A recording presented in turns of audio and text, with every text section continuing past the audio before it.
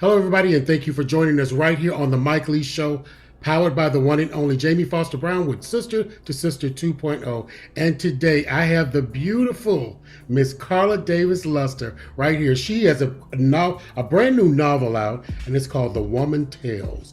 Explores the world of love between people of color.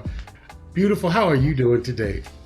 I am doing well, and I have to say thank you, Mike, for having me on your show. I'm very excited, and let's do some talking. It is a pleasure. I love you. I love the book in the backdrop. I love the cover of your book Thank too, you. and I love the name of it. So we're going to jump right into this thing called love, Okay. because we want to know what the hell love's got to do with it, and why do fools fall in love? The whole gamut. So right Okay. off the top, to you're an author of this incredible book. Let's talk about love. Why is it so complicated? Why? What is it? What is it? you know What is it, the, and why is it so what is complicated? it and why is it so complicated between two people who want to commit, be in a relationship, grow together, get the white picket fence, the kids, and then all of a sudden something happens? What? Tell us what's going on. First of all, I think love is something that people just kind of throw around and say the word and do whatever. They use it, they take it too lightly. Meaning that, first of all, with love, I feel that you have to learn how, before you can give love, you have to know how to love yourself first. When you're loving yourself, you don't just give your heart away to anyone. I mean, love is something that is very sacred. It's something that is, I feel like you have to earn it, or I feel like you have to treat it like it's an infant, and nourish it so that it can grow. Um, Love is difficult. I think it becomes difficult in relationships when people don't know how to love each other.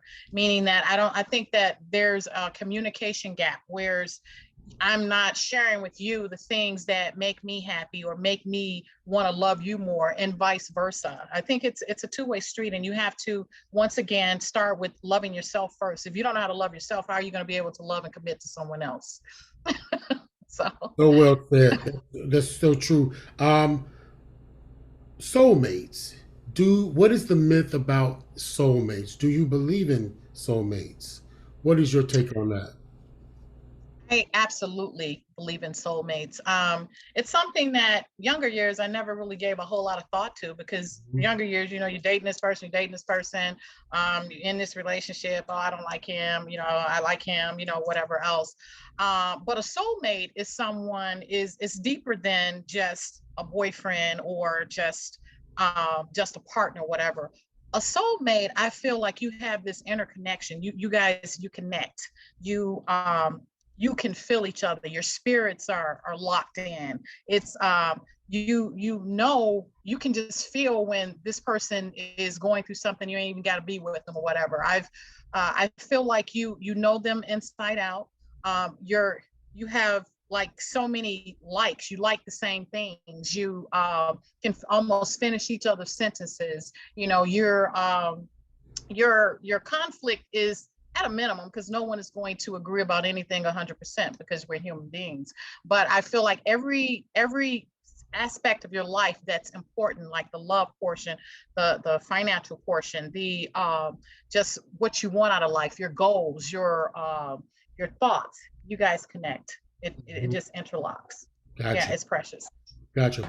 Um, in your book, you say black love is the most powerful and strongest love that two people can have. Let's talk about that. Why did you say that? Why did I say that? Okay, so um growing up and just throughout my life, I've we all have a lot of relatives, and and myself along with that. We've dated interracially. You've met and just did the whole shebang. I feel that black love is that it's really strong, because I think we as a people, we've had our struggles. I feel like we have to work extra hard to get to do things. We're looked upon as, we're the most scrutinized. We are it's just that everything for us it isn't like just a 1, 2, 3 bang and hey, I got it. Even like going through the system, it's like you're having problems, and when you have two people that understand each other, you're going through the same things. And you understand what it is when you get that thing, that the work that it took to get there. I think that there's no better love, no better relationship, no better just inner being that you can even have. And we understand each other. We've like, it's like you have that connection. I mean, I'm not saying that other races don't have that, Of course. whatever, that they can't connect, but I think ours is deeper. We have that spirituality in us. And I Mm. just feel that it's just very strong. Let's talk about these principles. You have 5 principles in your book that I thought was fantastic, and I want to break these down. Um, Okay. I do. I want to talk about everyone. That's why I was like, I'm excited about this.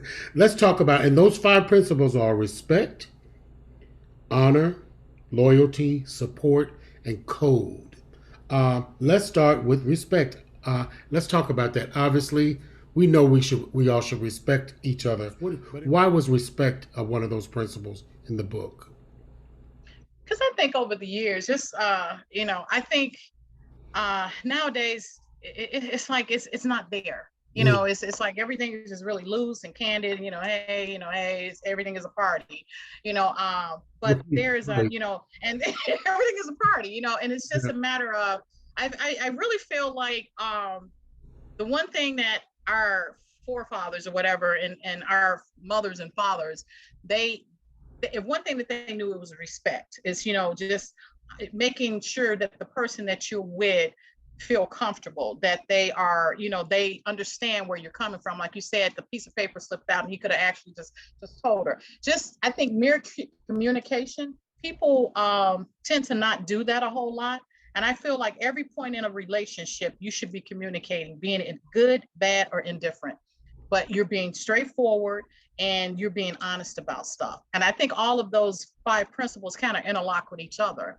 And respect is just a mere communication. Hey, this is how I feel respected. I don't want to be out somewhere and eyeballing another woman, or we're out somewhere, you come up on some friends and you're standing there and you're holding a whole conversation and you never even introduce me. I'm just standing there and just kind of like a third wheel or something. Mm. Just the little small things can they start off as a pea and they can grow to a watermelon, and there lies the problems. Right, right. Now you brought up something about the roaming of the eyes. Is that really a big deal to women? A guy looks at the girl. Is it that he looks or that he stares? I want to say, and let me answer your first question. Is that a Hmm. big deal to women? It is a big deal to women, but in my later years, I learned that it's a big deal to everybody, Everybody. Hmm. because women can do it too. My Hmm. book is not, like I said, in one sided. This is not going to be a Exactly. male bashing extravaganza. Exactly. That's not Because what it it's is. about love. We have our On both stuff too, sides. right? Yeah, yeah, yeah, yeah. But you know what? Um, I'm sorry, and I don't mean to cut you off because you talk no about problem. respect when you're roaming the eyes and looking all over the place. In actuality, that's being disrespectful because your partner, your subject is right there in front of you. That's who you should be paying attention to. I mean, am I off or where am I? You're not off. Now, I'm not going to say that you can't like look at anybody. You got Right, to sit right, there with right, your head down or anything. right. There's a way and a mannerism that comes along with the crossing of the line, how you're doing How it. you doing? It's like you see people, this could be a million people in a room. You're gonna look at them. It's no Exactly. problem. We people It's watch, the right? way and how you do it. There's a certain way to do anything. I was always told that. I was brought up like that. There's Mhm, a decent way to do something and there's an inappropriate way to do something. mhm. So I think when it's inappropriate, you cross the line, when you're when you're staring and giving the lustful eyes or whatever, People lie. looking at someone, that's fine. But the disrespect comes in when you can tell that, okay, he's attracted to her. When Hmm. someone can tell, okay, you crossed the Hmm. Exactly. Well explained. Honor. Let's talk line. about honor. Honor. Honor is when you honor someone, I think that you give them you're giving them their flowers before they pass. Everybody, when there's a funeral, everybody run around and cry and fall over in the casket and fall out. And he did this, but she did that. They were so good to me and stuff like that. I love them so much. But when they were here, you didn't even take the time to pick up the phone to call them. You didn't pick up the phone to say, you know what, I just want to call and say that I just honor you for how to your parents, that you raised me. You sacrificed that I can eat sometime and you couldn't eat. Just giving the praise or giving that honor and making people feel loved while they're here, or making them feel loved and respected in the relationship, and doing it. It don't have to be no whole big extravaganza. Like I said, just coming home one day with maybe just a card, or just coming home and say, you know what, I honor and appreciate you. I just love the fact that you come home, you work all day, and you come home and you get in the kitchen and you still make me a meal. You know what? I know that's not easy, because it used to be whereas back in the olden day, the men worked and women were at home. And nowadays everybody is doing everything because it takes two to, to basically make it. So just just letting people know and just giving them some praise, I say, honor them while they're here. Right. Okay. Love that. We obviously know what loyalty and support is. I mean, that's pretty common. Let's talk about code. Now, what is code? What is that? When I say code, it's just it's like not spoken. Is that an agreement? It's like an agreement that you're gonna. Yeah. There are certain things you're gonna do and not do. I shouldn't have to tell you. Certain things is that we went to the altar and we said I do, and for better, for worse, or whatever else. Just code with your friend. It's like code would tell you should have told me. I ain't got to see a piece of paper fall out of your wallet or whatever. Right. The code says don't do something that's going to put us in harm's way, in jeopardy. It's just like holding up to your honor, your code. I got you. I don't know if I was thinking about code because I was like, what could code be? And I was thinking, if a guy goes out drinking, he tells his girl he's going to be in at 7. Now it's 7. It's 6:30. They still on party on whatever. Now, if you're not going to make it home, code should tell you better call. Code should tell you better text. You better do something because you made an agreement out of respect. Number one. Number two, honor. Loyalty. I love how you broke them down and it's 1, 2, 3. Code means you got to honor all these other things. So if you can't do one thing, you better man up or lady up and do the other, so that you make sure you're not breaking these other principles. Code is your word too. Your word. Yeah, your word is your bond. Yes. It's your word and your bond. It's like, you didn't do what you said you was gonna do. Yeah. Yeah. And I think that when you say we talk about the love, and all of this is just mixed up all together. When you talk about that, your code, your honor, and everything, you have to, once again, just start making sure that you're doing what you're supposed to do. Like the code, you just don't cross that line. Some stuff should be a give me. Here's one thing that I do say is that common sense is not common. First of all, because not everyone has it. Right. So they should take the common off of the first part of it. Just say, do you have sense? Because it ain't common, Right. Exactly.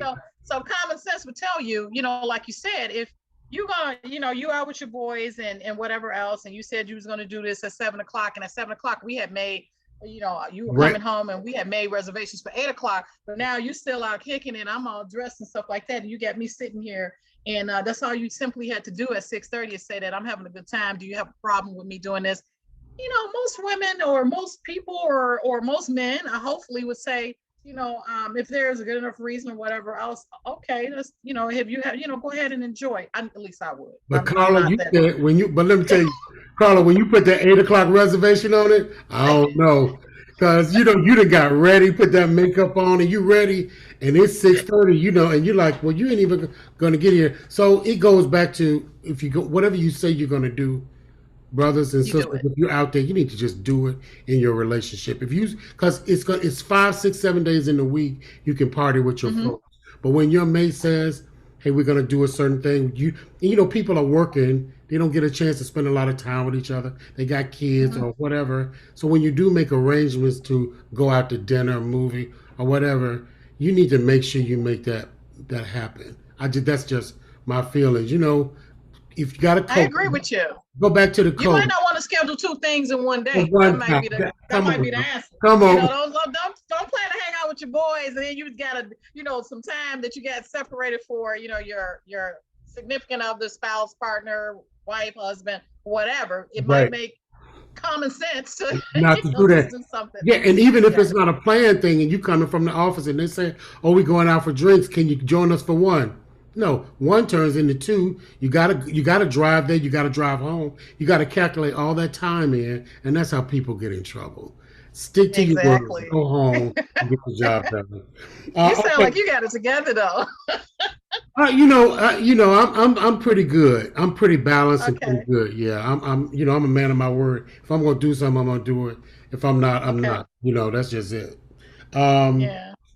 Advice to women who are of a certain age. I got a lot of lady friends who are beautiful and in their 50s, beautiful and in their 60s, beautiful and in their 70s. They ain't got no man.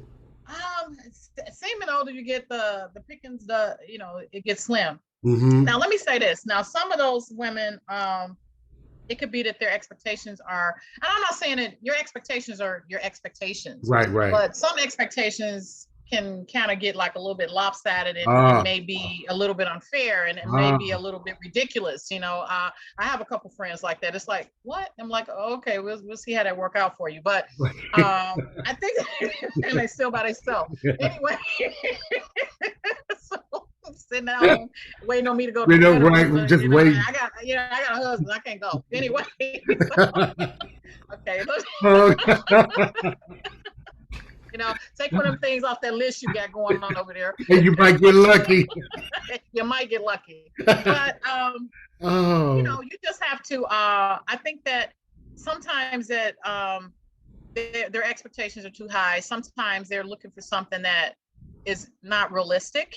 mhm. Some people are looking for, I get a lot of women of a certain age and of a certain caliber. If they're not making this amount of money, if Ah, they're not driving this car, or they're not this tall, this, height, this, it goes into, from ah, looks to money to whatever else. If your pickings are slim, you might need to give on something, because people can always change. People can always be. You wasn't always a CEO of your company. You had to, start at a manager's position and work your way work up your as way up. well. Yeah. So, and you might want to be a little bit more open to, I guess helping along, because at the end of the day, it could be something wrong with them. They can't Mhm. find Yeah. a man. What is it that you're doing that's running them off? It could be your Wow. mouth. Good It could be your point. mouth. It could be that you dressing like, excuse the expression, a thought or something, like, Mhm. and you trying to get this professional guy, like making six figures, and he's very like corporate, and you over here with your boobs hanging out, this, that, and the other. Sexy is sexy. You can be sexy and classy all at the same Classy time. all at the same time. Yeah. All at the same time. So Absolutely. it just depends. Absolutely.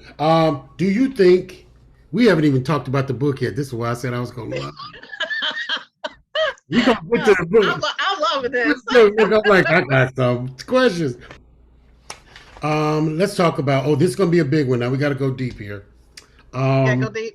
yeah, because let's talk about the black woman, because black women have been through a whole lot of stuff on this planet. We're talking about from slavery to seeing their men and kids pulled from them, beaten in chains, them being raped, and all of this generational curse that has gone on. What are some of the pressures that you feel that black women, in particular, or women of color, have to deal with just what they're expecting from their mate? Got to say that that is something that um, is really, um, like you said, is a deep thing, because Hmm. we're expected to help with, and I think we talked about this a little bit earlier, that the olden days the men went out and made the Uh-huh. donuts, and the women stayed home and raised the children. But Hmm. nowadays it's that because if we're trying to have a family, and be able to eat every day. It Mm-hmm. takes two of us working. So both of us are working all day.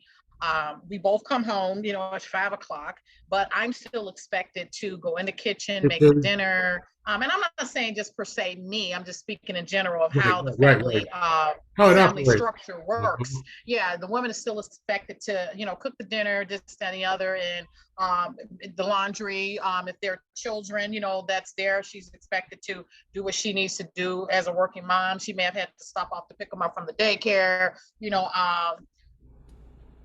The expectation would be that could lighten our load because it is a lot of pressure. Is that perhaps I think the couple may need to sit down, have a conversation.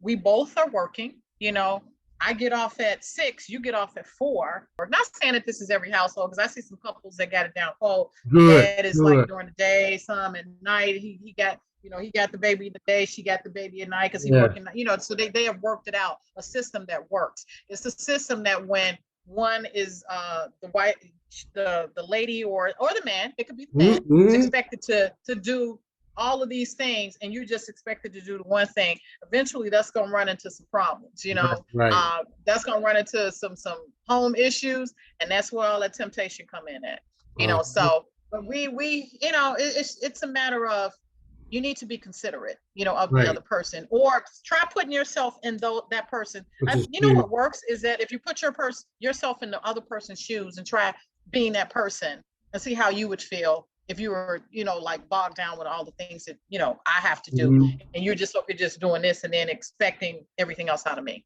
Gotcha. And so the takeaway from that is that you need to have a lot of balance of responsibility in your relationship. It should not be Balance one. of It should be responsibility. one person just bringing in all the money and okay, I'm just gonna pay the bills and you do everything because then Mm-hmm. there's too much of a load, of physical load on the other partner. You got to do the for the kids, the house, yourself, laundry, grocery shopping. That's a lot. So there should be a balance of responsibilities on both partners. Absolutely. Very good. Absolutely. Very good. Yeah. Yeah. Now, let's talk about this book. Why did you write this book? um, I well, when I the whole thought of writing came about when I was in corporate. I wrote a training manual for. I used to work for a lot of the QSR industry, but one in Mhm, particular was the Burger King Corporation. I mhm, wrote their operations training manual for their mhm, people that went around and graded the store. So, uh-huh, and it came so easy and stuff like that. I don't get a credit for because it's like the company, but mhm, I was like, you know what, I actually like this. And then so I started to think about it and said that, you know what, I'm going to write a book.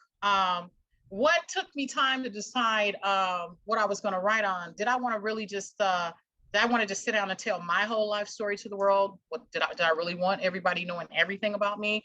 Or will I write about a subject that everybody in the world would be interested in and everybody in the world, can relate to? I mhm, said, you know what, that might be a little bit better. So with that being said, I said, okay, so what, not only do I want to write about something that everybody can relate to, let's write about something that is kind of spicy or whatever else. I said, I'm gonna write about relationships because I have, just my friends alone. I mean, I just got a lot of stuff in my head, stories and uh-huh. whatever else that I'll take to the grave. But Right. um, That's that code. that's that code. Now you can't tell that code. Right, right. But just even relationships and stuff that I'm in or been in or whatever else. You have your issues. You have things that happen, and not to say that the everything in the book is stuff is about me. Basically it's just a conglomerate of just a lot of information from a lot of people. But Mhm, I wanted to write about something that I could talk about and everybody mhm, could relate to, and that I could just give some pointers and give my perspective, and merely it's just my opinion writing the book, the things that I ask, the things that I say, you could have done this, you could have done that. It's merely my opinion because everyone has a choice and can mhm, choose how they tend to behave in a situation. And the ones that I chose is the ones that I wanted to talk about. And I always say that a scenario can have 1 to 3 different ways that it can work out. mhm. If you just choose the one that the way you're gonna do it. Is a relationship a business? Somewhat it is, you Hmm. know. and you determine what kind of business model you're gonna have. Is it, just take for instance bills.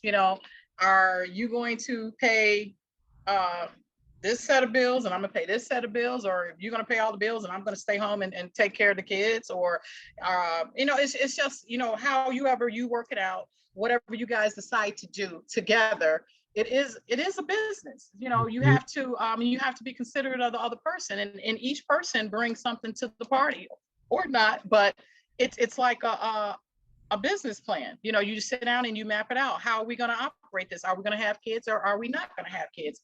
It's like a yes, no, maybe.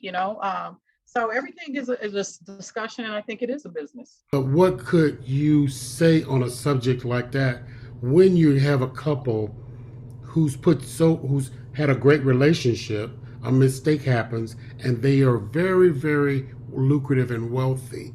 So is it worth dismantling everything, or sometimes is it best to kind of sit back, take a look at the picture, and give it a second shot? And there's no right or wrong answer, or it's just, what's your opinion on that?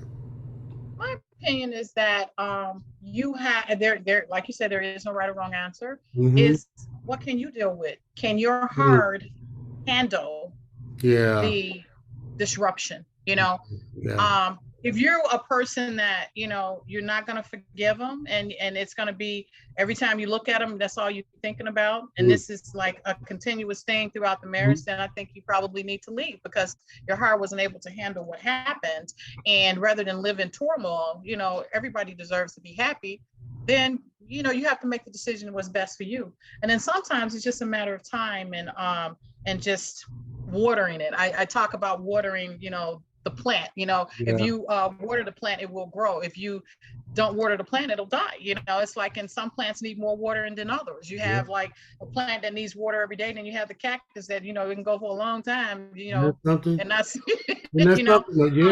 yeah. So I would say it just depends on what your heart can handle. How and as far as the dismantling, material things, I hope a relationship, that's not all that it's built on.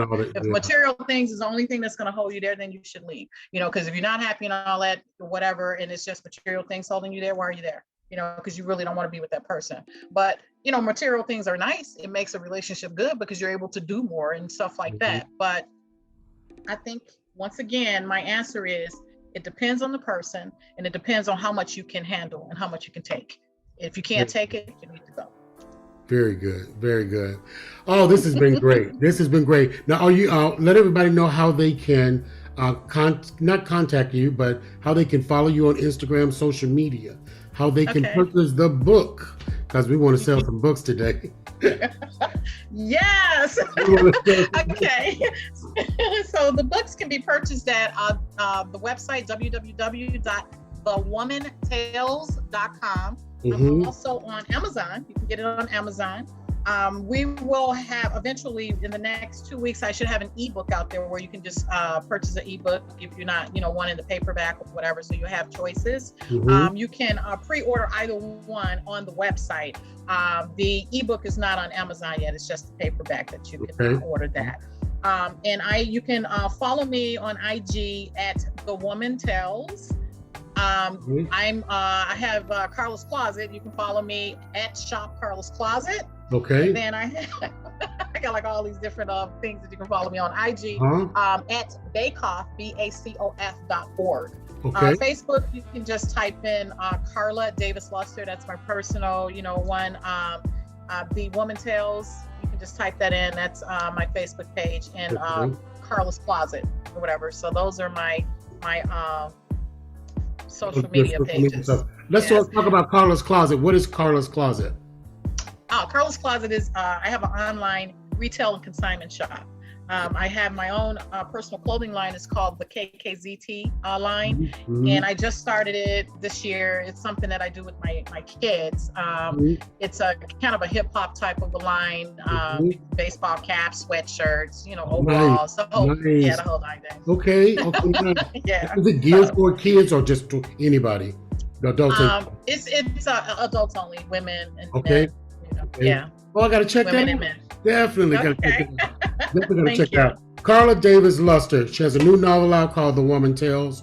Please go out, and we're going to put all the social media stuff up. This has been an incredible interview. I have enjoyed you so much. Hurry up Me and write too. another book so we can do part 2. The Woman Tells. Okay. I can't wait. This has been great. Thank you so much for joining us today. And everybody, thank you for joining us right here on the Mike Lee Show, sponsored by Sister to Sister Jamie Foster Brown. Thank you all. You all have a good night. Thank you.